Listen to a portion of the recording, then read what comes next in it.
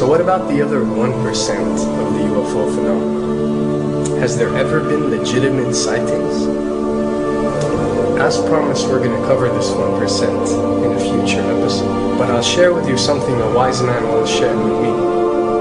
Before we should start focusing on dealing with problems outside our world, we should first focus on solving the problems within our world. And before you can start solving problems within your world, you first have to solve problems within yourself and within your surrounding environment of family and friends. So basically what I'm trying to say is that we have priorities that we need to focus on first and foremost so we can successfully build our lives and our minds. Now, it's no secret that the difference between what the government knows about UFOs and aliens and what is shared or released to the public is extremely enormous. And unfortunately, governments and several organizations on Earth are taking advantage of the UFO phenomenon to achieve worldly agendas. So why do we see particle beams, huge ones, firing at things that are, you were saying 200,000 Gs? Yep. I mean, go over that. Well, because I think it's part of a test for if there are bad guys out there. Or maybe they're doing preparations for factions.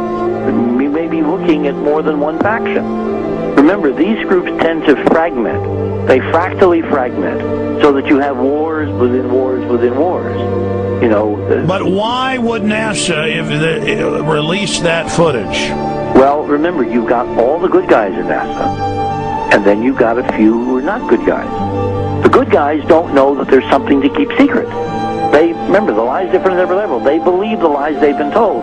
So when you set up a structure, an institution, which is supposed to be open and above board and is supposed to present live TV of the shuttle missions, they present live TV. Now, the controllers can't say, oh, well, you can broadcast this, but you can't broadcast that.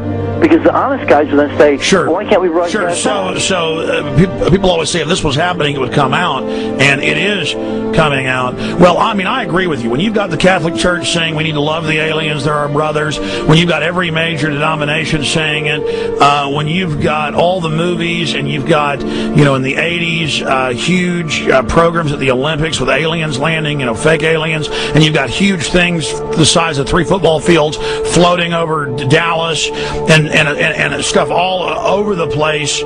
Something's going on. And then I read government documents about fake extraterrestrial landings. Any of this. Why? I mean, you believe it's fake. Remember Operation Northwoods? Yes. Okay. Or we can go to the, September 11th. Governments do huge, big things to sway populations at key nodal points in history. They love hoaxes. Yeah, well, it's manufactured history is what it is. We are building, all my UFO friends, I need to shake them because they're so, frankly, they're extremely naive, Alex. They really believe we're building toward disclosure. I believe we're building toward a mass, carefully manufactured, fake event where ETs, who are really humans, who are really part of this secret clique, who are probably Nazis, who have developed or perfected their technology from World War II, which is why you've got to get, Joseph on. They are going to basically fake out the world. And there's an incredible window on the Nazi black ops programs, the compartmentalized, incredible high-technology efforts that were being funded by the Nazi war machine, particularly toward the end of the war, in a desperate effort to win the war, and they fastened their hopes on several key technologies, some of which appear to be the control of gravity itself, which again is a separate piece of data from my work, which came at this from a hyperdimensional physics perspective. We know there's a lot of suppressed technology. 20 years after the B-2 bomber was already in service, they declassify it. So we have a lot of cases of that. We know there's a whole shadow government. This is technology and physics, Alex, that would make anything you think you know like a candle flame compared to a hydrogen bomb. This is a physics that literally allows you to rearrange time.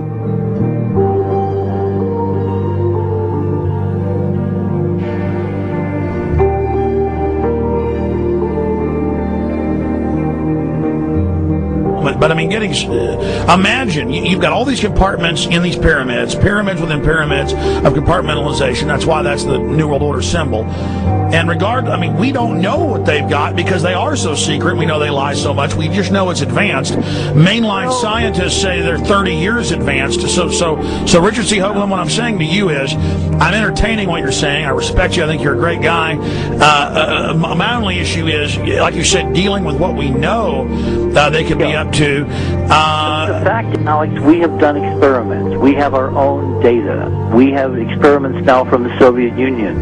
30, 40 years when the Iron Curtain came down, when Glasnost finally prevailed, a huge amount of stuff was declassified from the KGB as well. And we now have put this data together. We not only know what the physics is, we know what it can do, we know what it's based on, we know how to make it work. We've seen in our own experiments ample evidence. We've seen experiments across the American landscape and even in Europe that vindicate various parts of this. And the latest thing I'm working on, it looks like von Braun himself was deeply involved in some of this early physics experimentation, but they're keeping all the good stuff for themselves. The reason is that if we got access to the good stuff, if we got access to the technologies, the energy, we wouldn't be worried about $4, $5 a gallon gas or $10 a gallon gas. We would live like people are supposed to live, all 6 billion of us who could live lightly on the earth, Alex, with this technology. And live longer. Absolutely, and better, and you could live to 200-300 and have the virility of your 20s and 30s. There's extraordinary medical breakthroughs, there's extraordinary physics breakthroughs, technology breakthroughs, energy. It's all been kept away. Think about it. We're already on a planet hurtling through space, all these wonders around you, and you've been taught it's bizarre to question, and that's because there's so many kooks in the alternative movement who do talk about ridiculous, Hollywood-style green men, instead of really looking at the shadow government and all these crazy secret societies that are admittedly running NASA and the shadow government. Now, ladies and gentlemen, during this talk that I'm going to give you, I'm going to explain to you the history of this phenomenon, who the secret government really is, and I will name them by name, beginning group, the study group. I will tell you who they are today. I'm going to tell you what this is all about. I'm going to tell you who's selling drugs to your children, and I'm going to tell you why the United States government is afraid for you to find out what the truth is regarding UFOs.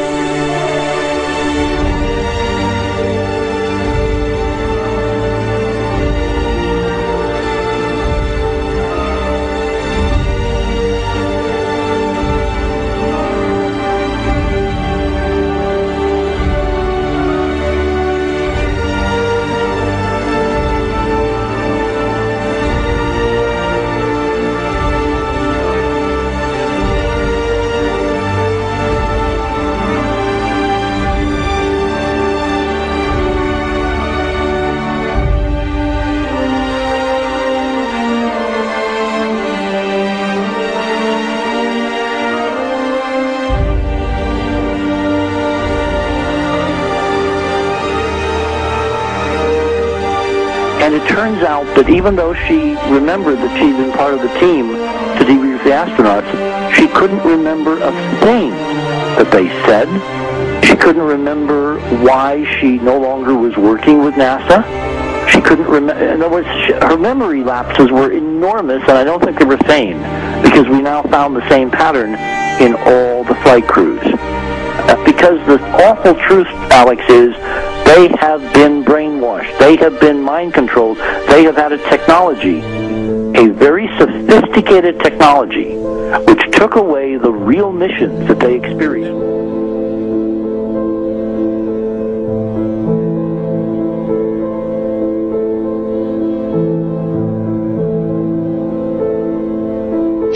Sorry.